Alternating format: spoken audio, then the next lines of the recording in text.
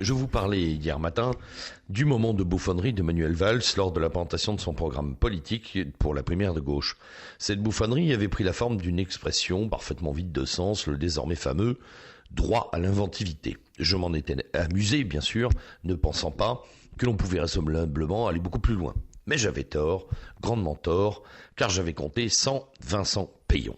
On ne devrait d'ailleurs jamais sous-estimer la capacité au délire de Vincent Peillon. Il suffit de se rappeler, lorsqu'il était ministre de l'Éducation antinationale, de ses prêches illuminées sur la nécessité d'arracher l'enfant à tous ses déterminismes, au nombre desquels son histoire, sa famille, sa nation. Le Robespierre de la nouvelle idéologie scolaire allait tellement loin qu'il finissait même par agacer l'aile gauche de son parti. L'ayatollah des Lumières avait d'ailleurs fini par sortir de l'arène pour aller martyriser les élèves de ses cours de philosophie à Neuchâtel, en Suisse.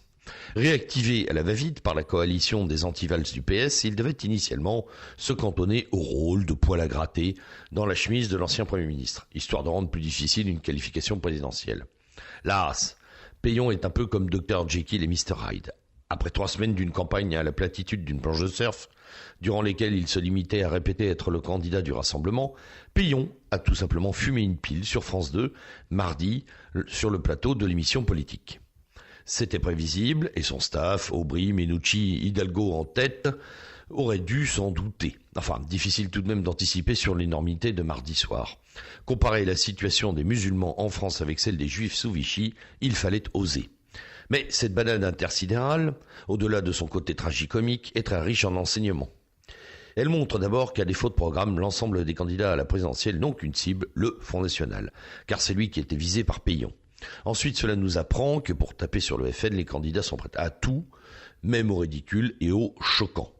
Ce qui est au passage une stratégie contre-productive, puisqu'en tapant de la sorte sur le FN, Peillon se fait un paquet d'ennemis sur sa gauche, dans la communauté juive alors qu'il est lui-même issu d'une famille juive alsacienne, chez les historiens, et enfin chez tous les gens de bon sens. Un paquet de monde. Autre enseignement, Peillon ose prétendre que Vichy s'est appuyé sur le principe de laïcité pour le port de l'étoile jaune, tout comme le FN oppose la laïcité au prosélytisme agressif des musulmans en France.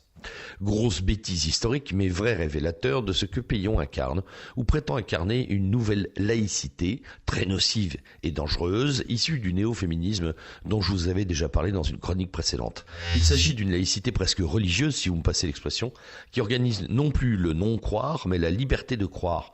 De cette laïcité qui défend les droits des femmes à se voiler, au nom de la liberté de ces mêmes femmes. Une laïcité radicale, libertaire et totalitaire. Rien d'étonnant donc à la retrouver chez Peillon, mais le fait qu'il ne se soit pas amendé dans les communiqués consécutifs à l'émission prouve qu'il est résolument un tenant de ce radicalisme.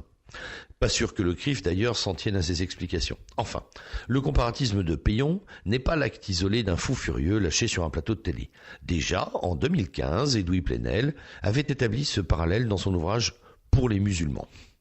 Plus tard, la même année, lors des régionales, le premier secrétaire du PS, Jean-Christophe Cambatellis, s'était hasardé au même rapprochement, déclarant que le FN, c'était le retour de Vichy, qu'il y avait la même volonté de stigmatisation et que sous Vichy, c'était les juifs et maintenant ce sont les musulmans. Je vous rappelle, c'est sorti parce que je pense que ce comparatisme n'a qu'un seul but, celui de séduire l'électorat musulman et de le rallier à la lutte anti-FN. Au final, ce gros dérapage de Peillon est plutôt une bonne nouvelle. Pas pour Peillon, bien sûr, qui va avoir du mal à sortir de ce guêpier. Mais cela nous permet de voir et de comprendre à quel degré de bassesse et à quelle faiblesse d'argument en est réduite une grande partie de la gauche du capital. Et à ce train-là, la primaire nous promet encore de bonnes tranches de rire. Allez, bonne journée.